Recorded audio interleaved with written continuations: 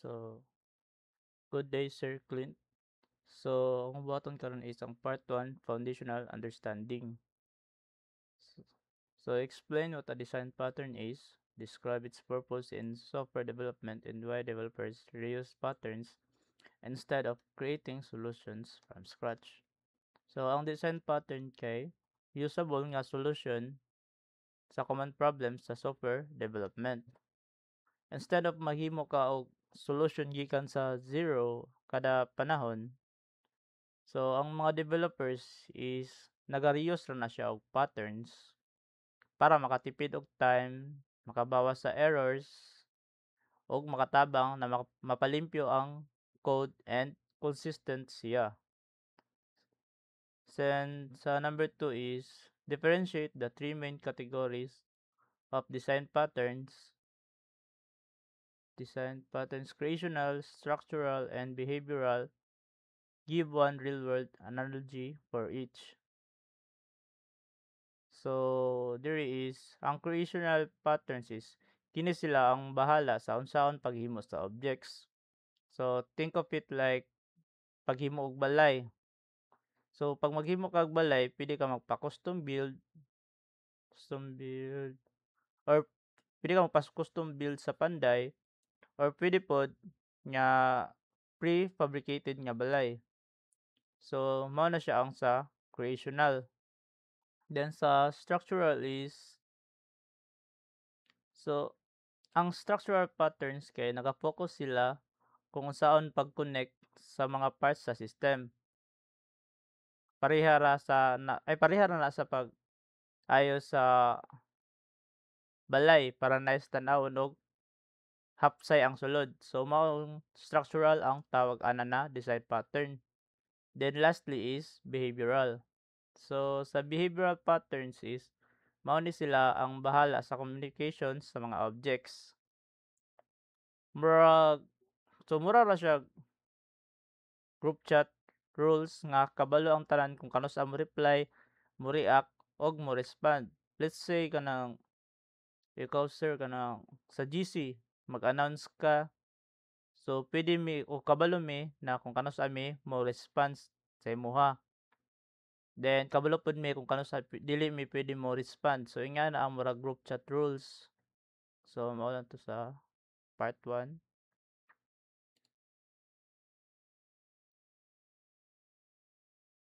So let's proceed sa part 2, creational patterns and action. Choose one creational pattern, then explain the problem it solves, a simple diagram, a scenario in software where it fits naturally. So ang akong gipili is ang factory method, since ang factory method is nagasolve siya og mga common problem, like unsaon man nimo kung kinahanglan sa imong program nga maghimo og lain-laing klase sa objects, pero dili nimo siya gusto i-hard code. Kung unsa gyud nga object ang imong gusto buhaton. So, ang factory method man gud is mao na siya ang murag program nga siya mismo ang mo-decide during runtime kung unsa nga object iyahang gusto himuon depende sa sitwasyon. So, ang real life example sa software ani is mga apps na naay payment options like GCash, PayMaya, or credit card. So, ang kana man gud sila tulo is ang factory ang mo-decide sa payment object kung unsa ang factory ang mo-decide kung unsa nga payment object ang himuon. So, mao na siya. Then, ang code ana is dili ma-cluttered dili ma-cluttered ang main code ana. So, na ako'y diagram diri gikan kay Geeks for Geeks. So as you can see natay product interface which is si vehicle, then naa siya concrete products which is si four-wheeler o si two-wheeler. Then diri na sa right side naman kay naa tay creator interface si vehicle factory, then natay concrete creator which is kini two-wheeler factory og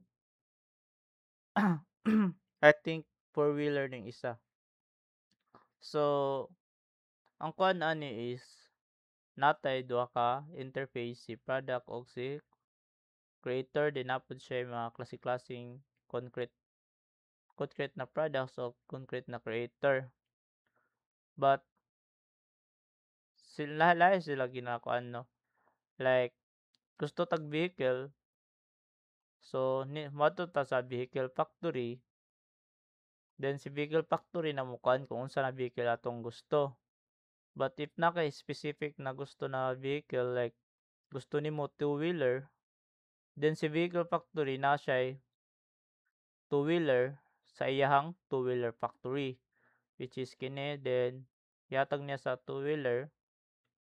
So naa na siya two-wheeler vehicle. So mao na siya ang diagram sa factory method. So let's proceed sa number 4. Many students misunderstand the singleton pattern. So in the video, explain at least one benefit and one potential drawback of using singleton. So singleton pattern, ang advantage man gud sa singleton pattern kay sigurado jud nga usa ra ka instance sa important ha isa ra ka instance ang importante nga mabutang singleton gani, so isa ra gyud na siya, dili parehas sa usa ra ka database connection nga tibuok system. Then iyahang to pero napod siya'y disadvantage since kini ang potential drawback. So kung ang gusto nimo ang singleton is imong system is mahimong mess. So lisod siya lisod i-maintain, og lisod sabton. Mao nga kuan gyud kinahanglan jud sakto ra jud siya paggamit. So mao to ang part 2. Then asa naman to kung kuan. So proceed to sa part 3, structural patterns and context. Imagine you are improving a messy system full of incompatible classes. Explain how the adapter pattern can rescue the system. Give a before and after visual example in your video. So ang adapter pattern man gud is very useful kayo ni siya labi na ang imuhang system is messy or daghan classes nga mga incompatible. So mao ni siya ang murag translator sa duha ka system. So let's say natay murag na siyang murag ginagamit nato sa real life kung itong adapter. So if natong saksakanan is katong tulo ka buok na saksakanan, but ang atong saksakan is duha lang, so magagamit tag adapter. So mao na siyang murag translator sa duha ka product or duha ka kuan akong giingon na example. So imagine na kay new system, then kato na system is nagagamit og get balance, so mao ni siya a new get balance. But ang atong old system kay nagamit og fetch balance, so dili sila match. So ang before nato is nag-expect og fetch balance, but ang atong new man gud is nag-expect og get balance na ang new system. So sa pa to so ang kuan ana niya is ang adapter man gud like katong gingon og ganiha, ang adapter man gud is siya ang translator.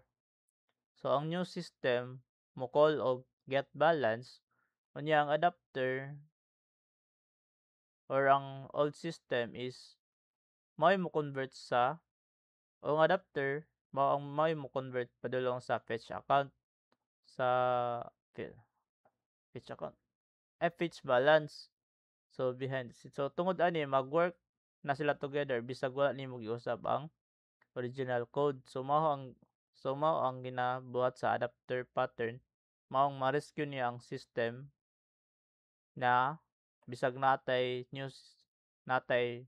new method o old method na ginagamit. Then proceed ta sa number 6, compare the adapter pattern and the collector pattern. So discuss when it should be used. Hmm. So like atong giingon nako ganiha, ang adapter is ginagamit na siya kung dili compatible ang duha ka system o kinahanglan nimo ang mo to ginagamit siya ko as translator and ginagamit siya as translator para mag-work sila duha. While ang decorator pattern is mura ra kang magdungag og feature sana sa isa ka behavior sa object na dili ginausab original class original class like puntahay natay burger. So kanang burger nato is na siya'y nata siyang murag bread then nato'y patty. So kung gusto ta magdungag og features or feature sa atong burger is magamit ta og decorator pattern. So pwede ta magbutang ana og unsa may gusto nato ibutang diha, tomato sauce, mga sauce ba, hotdog, bisag unsa kung unsay gusto nimo ibutang sa burger. So mao ang ginagamit sa decorator pattern. So mao to ang akong part 3.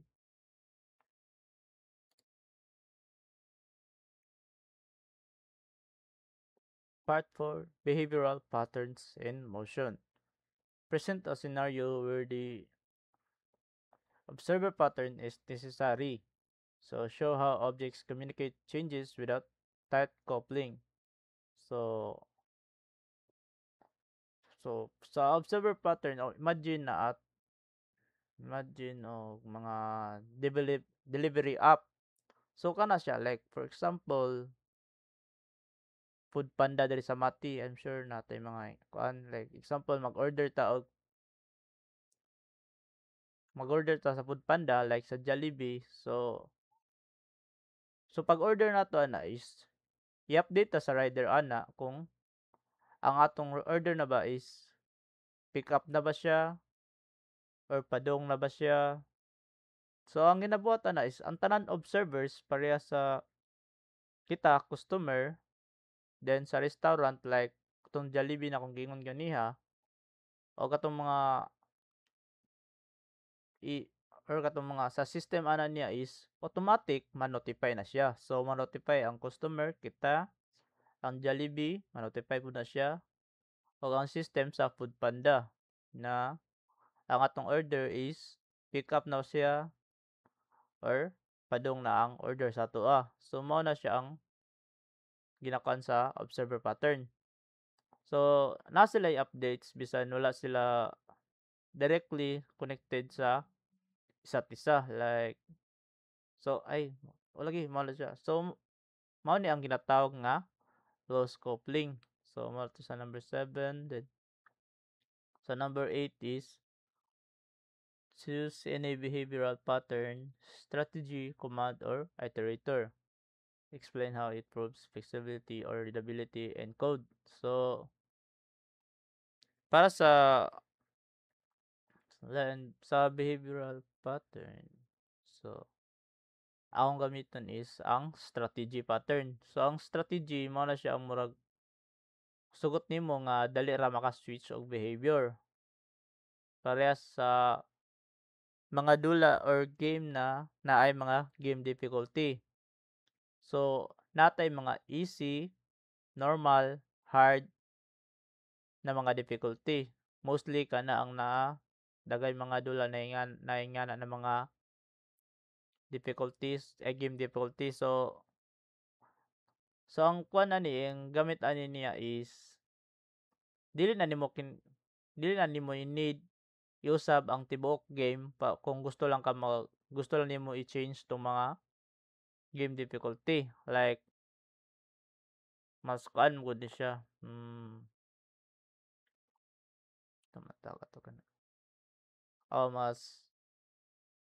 Mas flexible ang code tungod kay separate man og interchangeable ang matag strategy. Like katong giingon nako na game difficulty. So kung gusto ka easy difficulty pwede ra nimo siya i-change, depende ra na sa imuha. So mao to ang part 4.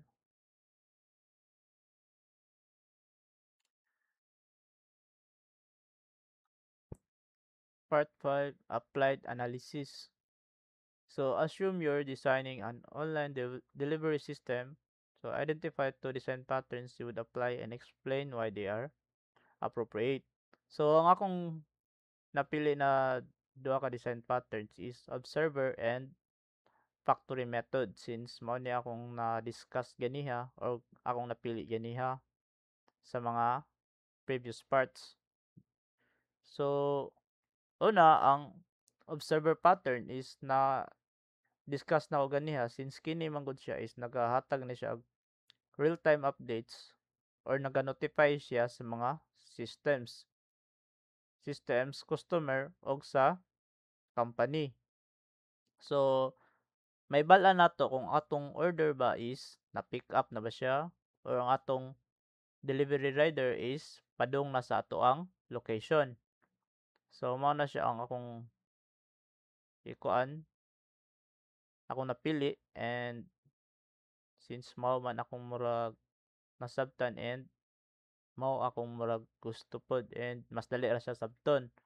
So another design pattern na napili nako is ang factory method. So isa pod ni siya akong na-explain ug na-discuss kaniha sa previous parts. Then why factory method? So ang factory method man gud is para ma-handle ang mga lain-laing payment choices. Like katong giingon na ganiha, natay mga payment options like GCash, PayMaya, or credit cards. Although pwede ra magpili ang rider na pwede ra niya COD or cash on delivery.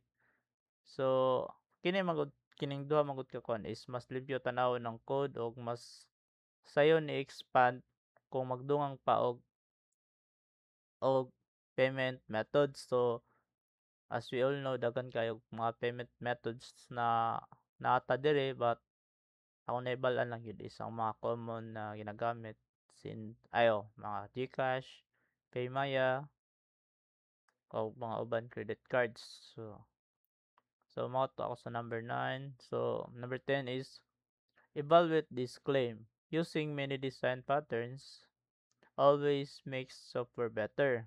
So agree or disagree? Defend your position using logic and examples. Hmm.